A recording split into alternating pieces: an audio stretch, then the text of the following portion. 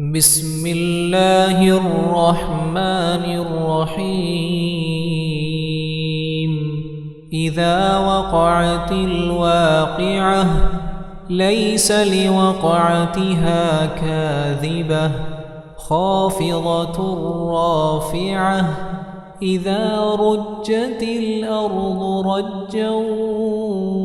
وبست الجبال بسا فكانت هباء منبثا وكنتم أزواجا ثلاثة فأصحاب الميمنة ما أصحاب الميمنة وأصحاب المشأمة ما أصحاب المشأمة والسابقون السابقون أولئك المقربون في جنات النعيم ثلة من الأولين وقليل من الآخرين على سرر موضونة متكئين عليها متقابلين يطوف عليهم ولدان مخلدون بأكواب وأباريق وكأس من معين لا يصدعون عنها ولا ينزفون وفاكهة مما يتخيرون ولحم طير مما يشتهون وحور عين كأمثال اللؤلؤ المكنون جزاء بما كانوا يعملون لا يسمعون فيها لغوا ولا تأثيما إلا قيلا سلاما سلاما وأصحاب اليمين ما أصحاب اليمين في سدر مخضود وطلح منضود وظل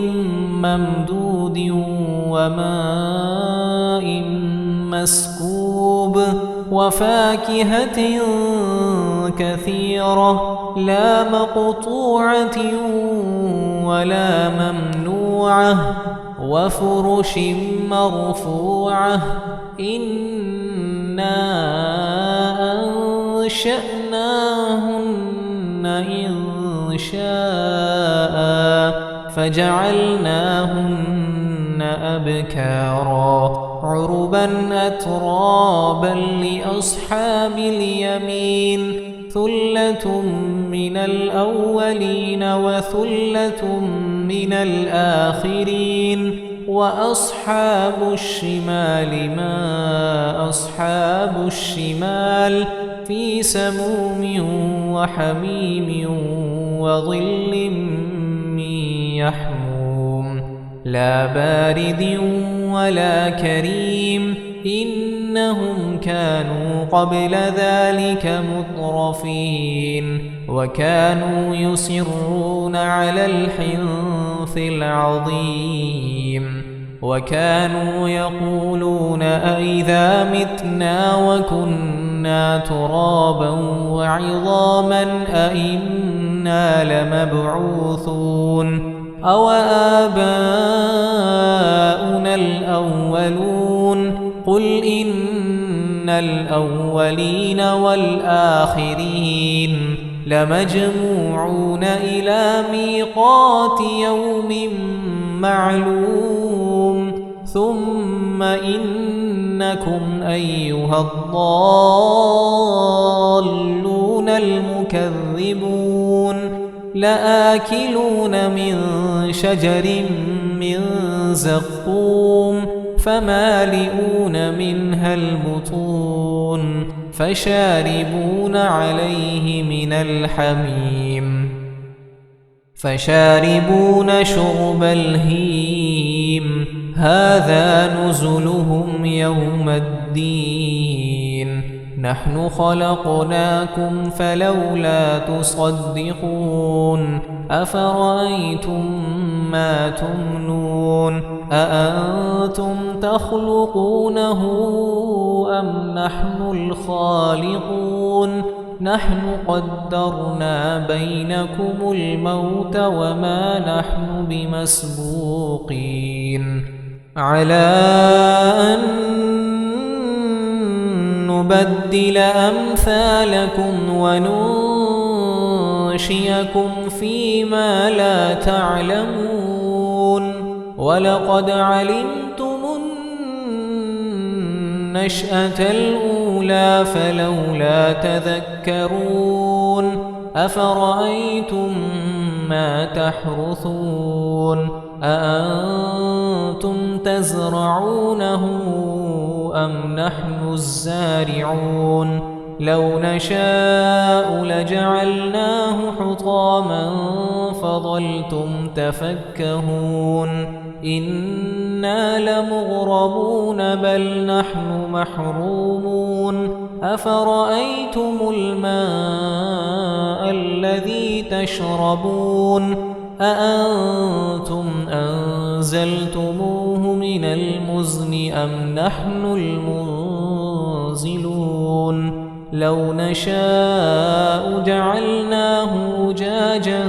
فلولا تشكرون أفرأيتم النار التي تورون أأنتم أنشأتم شجرتها أم نحن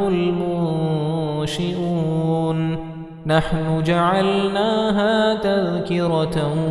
ومتاعا للمقوين فسبح باسم ربك العظيم فلا أقسم بمواقع النجوم وإنه لقسم لو تعلمون عظيم إنه لقرآن كريم في كتاب مكنون لا يمسه إلا المطهرون تنزيل من رب العالمين أفبهذا الحديث أنتم مدهنون وتجعلون رزقكم أنكم تكذبون فلولا إذا بلغت الحلقوم وأنتم حينئذ تنظرون ونحن أقرب إليه منكم ولكن لا تبصرون فلولا إن كنتم غير مدينين ترجعونها إن كنتم صادقين فأما إن كان من المقربين فروح وريحان وجنة نعيم وأما إن كان من أصحاب اليمين فسلام لك من أصحاب اليمين وأما إن